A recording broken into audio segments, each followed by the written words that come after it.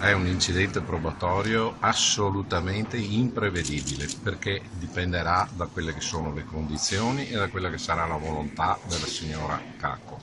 Quindi previsioni è impossibile farne sia di durata perché l'incidente probatorio è sempre estremamente pesante, per cui potrebbe essere che a un certo punto dell'udienza la signora non se la senta più di proseguire, per cui il giudice sarebbe costretto a rinviare a lunedì.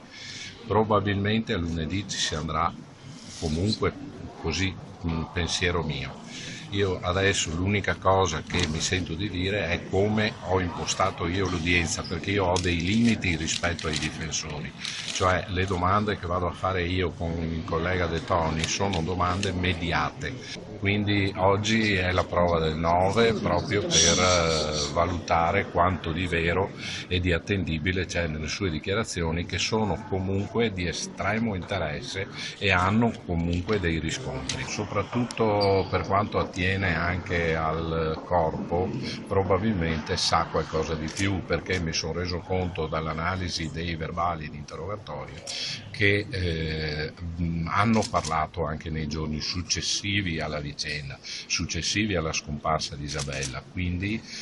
presumo che almeno un desiderio umano di sapere dove è finita questa donna penso le possa essere venuto. Batteremo tutti i punti toccati nei verbali di interrogatorio e non solo quelli, perché abbiamo anche delle domande nuove e ci auguriamo che risponda pienamente. Anche sull'episodio per esempio di stalking, siccome è particolarmente importante, episodi poi che riguardano Ciurlanti, anche quello può essere importante, e qualche domanda sulla morte di Ciurlanti io ritengo di doverla in coscienza anche fare, perché qualcosa Deborah lo sa.